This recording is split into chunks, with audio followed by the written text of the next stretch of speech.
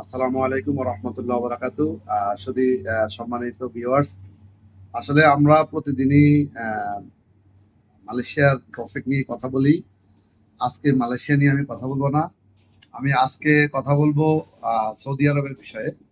তো আপনারা অনেকেই জানেন কি জানেন না আমি জানি না। সৌদি আরবে কিন্তু একটা কাজের মহিলা যারা বিশেষ করে কাজে যায়, অর্থাৎ বাসার কাজে যায়, এই বাসার কাজে মহিলা যাইতে কোনো খরচ লাগে না। এটা আপনারা জানেন কিনা জানি না। আ এটা অনেক আগে থেকেই হয়ে আসছে এবং মানুষ যাচ্ছে। তো আগে অহরহ মানুষ বিদেশে যাইতো এই খাদ্যাম্মা ভিসা অর্থাৎ গৃহকর্মী ভিসায়। এটা এখন অনেকটা কম। কারণ এখন সৌদি আরবে বাংলাদেশী মহিলা কর্মী নেওয়া কমায় দিছে। এখন অনেকে হয়তোবা কমেন্টস করবেন বা সমালোচনা করবেন, "ভাই, মহিলা বিদেশে পাঠান, এটা কোনো কথা হইলো?" আরে ভাই, লক্ষ, লক্ষ মহিলা সৌদি আরবে, দুবাই, কাতারে আছে খাদ্যাম্মায়। এখন ওখানে ২-১ টা ইনসিডেন্ট হবে, এটা পৃথিবীর সব দেশে হবে। শুধু যে আমাদের দেশের মহিলা সৌদি আরব গেলে এটা হবে, অ্যাবিউজ হবে, এটা যেমন সত্য না। আপনি দেখেন বাংলাদেশেও অনেক গৃহকর্মী অ্যাবিউজমেন্টের শিকার হয়। তো এখানে দোষ সৌদি আরব বা আমাদের দেশের না, দোষ হলো ইন্ডিভিজুয়াল অ্যাজ এ পার্সন। তো যেখানে আসলে আপনার ৫ লক্ষ মানুষ থাকবে, এখানে ২-৪ টা ইনসিডেন্ট এটা নরমাল ইস্যু।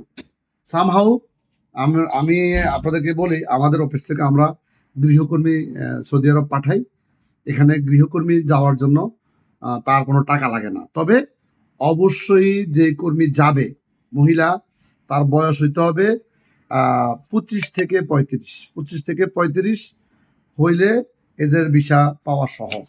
এখন এদের ভিসা পাওয়ার জন্য আগে কিন্তু র‍্যান্ডম ভিসা দিত সৌদি আরব, এখন দেয় না। এখন এখানে আসার পরে তাদেরকে সৌদি আরবে তার বায়োডাটা সুন্দর করে পাঠাইতে হয়, ছবি পাঠাইতে হয়। যদি তাদের পছন্দ হয়, শুধুমাত্র তারাই যাওয়ার সুযোগ পায়। আগে কিন্তু এই অপরচুনিটিটা ছিল না। আগে ছিল র‍্যান্ডম সবার ভিসা হইতো। এখন আর দেয় না ভিসা। এখন খুব চুজি। তার কারণ হলে ওখানে যাওয়ার পরে, সৌদি আরব যাওয়ার পরে মাথা ব্যথা, শরীর ব্যথা, হ্যাঁ? এই ইয়া চোখে কম দেখা, কোমরে ব্যথা, এরপরে আবেগী হয়ে যায়। এইজন্য আসলে আপনারা যারা বিদেশে আছেন আপনারা জানেন, বিদেশ হলো বাস্তবতার দেশ। ওখানে গিয়ে আপনার মা, খালা, ভাই, বোন, মামা, খালু নাই। ওখানে বাস্তবতার সাথে আপনার কাজ করতে হবে। যারা বাস্তববাদী বিদেশে যেতে চান মহিলা কর্মী ২৫ থেকে ৩৫, তারা আমাদের সাথে যোগাযোগ করবেন। আমাদের অফিসে সরাসরি আসবেন। আপনার কোনো টাকা লাগবে না। ইভেন আপনার মেডিকেল খরচটাও আমরা দিয়ে দিব। তবে অবশ্যই আপনাকে যাইতে হবে। যদি আপনি না যান, সেক্ষেত্রে আমরা লসের মধ্যে পড়ি। অতএব আপনার যদি খারাপ উদ্দেশ্য থাকে, আমাদের সাথে যোগাযোগ করবেন না। যদি ভালো উদ্দেশ্য থাকে, আপনার কর্মী যাবেন, যেয়ে কাজ করবেন, কাজ করার মেন্টালিটি থাকে, তাহলে শুধুমাত্র আমাদের অফিসে আসবেন। আমাদের সাথে যোগাযোগ করবেন। আপনার থেকে ৳১ লাগবে না। শুধু আপনি পাসপোর্ট দিবেন, আপনার পুলিশ ক্লিয়ারেন্স দিবেন, আপনার ওই যে ট্রেনিংটা আপনি করে দিবেন। আর সব আমাদের। তবে আপনার ভিসা হইলে অবশ্যই আপনি যাইতে হবে। না যাওয়ার কোনো অপশন নাই। যারা ওই প্রতি মিনিটে, মিনিটে ডিসিশন চেঞ্জ করেন, তারা আসবেন না দয়া করে। আর যাদের কোনো মানে মেজর প্রবলেম হয় শরীরে, আ যারা কাজ করতে পারবেন, যারা কাজ করার জন্য আগ্রহী, শুধুমাত্র তারাই যাবেন।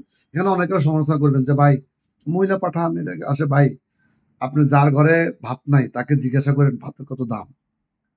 যার মাথার উপরে চাল নাই, তাকে জিজ্ঞাসা করেন যে রোদের কত হিট। তাকে জিজ্ঞাসা করে দেখবেন যে ম্যাগে হইলে তার অবস্থা কি হয়। অতএব সব যেমন সাহেবজাদা না, সব আবার স্বাবলম্বীও না। তো আমি আ আপনাদেরকে বলি, সব কাজেরই আসলে সমালোচনা আছে। আপনি যেই কাজ করতে যাবেন সমালোচনা থাকবে। সমালোচনা থাকাটাই স্বাভাবিক। সমালোচনার উদ্যোগেই আমরা কাজ করতে হবে। এটাই হলো বাস্তবতা। তো যারা যাবেন, এই ধরনের লোক যদি আপনারা আ যেতে চান, আমাদের অফিসে আমরা এই সেবাটুকু দিয়ে থাকি। সাপোজ সেন্ট হিসাবে দেখেন আমাদের অনেক স্টাফ। আমাদের স্টাফ আছে ধরেন ৫ থেকে ৭ জন। এর জন্য মাসে ভালো একটা খরচ আসে। এইসব খরচের জন্য আমরা বিছাই টুকটাক কাজ করা লাগে। তবে আমার এখানে আমি ইলিগাল কোনো কাজ করি না। অবৈধ কোনো কাজ করি না। ফেক ডকুমেন্ট দেই না। ফেক ডকুমেন্টের আমরা কাজ করি না। আমার কাজ হইলে হবে, না হইলে না। আমি মাসে একটা পাঠাবো। কিন্তু সেটা আমি জেনুইন ভাবে পাঠাবো। তো যাদের এই ভালো নিয়ত আছে, যারা ভালো উদ্দেশ্যে যেতে চান, কাজের জন্য যেতে চান, যাদের লায়াবিলিটি নেওয়া দরকার যে না আমার কাজ করতে হবে, বিনিময়ে আমি আমার ফ্যামিলিকে সাপোর্ট করব। যেমন আজকে আমাদের এখানে একটা মহিলা আসছে। উনি আগে সৌদি আরব ছিলেন ৫ বছর। উনি যাবে। চট্টগ্রাম থেকে বলার সাথে, সাথে উনি চলে আসছে। চলে এসে উনি ইন্টারভিউ দিয়েছে, উনি টিকে গেছে। তো উনি বলছে যে আমি ৫ বছর থেকে আমি ঘর করছি, মেয়ের জামাইকে বিদেশ পাঠাইছি, তো আমি কিন্তু সবে সেটেল, এখন কেন যাবেন না? এখন আর কেন যাবেন? উনি তারপরেও যাবে। উনি বলল যে, "ভাই সবাই তো খারাপ না।" এটা আমরাও জানি সৌদি আরব সবাই যেমন ভালো না, সবাই খারাপ না। এটা শুধু সৌদি আরব না, আমাদেরও মেন্টালিটি এমন। আর পুরুষের মহিলার প্রতি একটা লোভ থাকবেই। এটা অস্বাভাবিক কিছু না। কিন্তু লোভটা সেটা লিমিট ক্রস করলে সমস্যা। যাই হোক, আমি আপনাদেরকে বলি, একটা দেশের যারা মহিলা বিদেশে যায় এরা কিন্তু আসলে আমাদের জন্য কাজ করে, আমাদের দেশের জন্য কাজ করে, তাদের পরিবারের জন্য কাজ করে। ভাই, একজনের যখন বাচ্চার দুধ থাকে না, আপনি হয়তো জানেন না, তার চাইতে তার বাচ্চার মায়া বেশি। একটা মহিলার যখন ঘরে দুধ থাকে না বাচ্চার, আপনি দেখবেন তার কথা সে ভুলে যায়। সে চুরি করে এই বাচ্চার দুধের জন্য। এটাই বাস্তবতা। তো দোয়া করবেন, ভালো থাকবেন। যারা যাওয়ার জন্য আগ্রহী এই ধরনের আছেন, একদম যাবেন। কোনো ফান না, মজা না, তারাই যোগাযোগ করবেন। Thank you. আসসালামু আলাইকুম।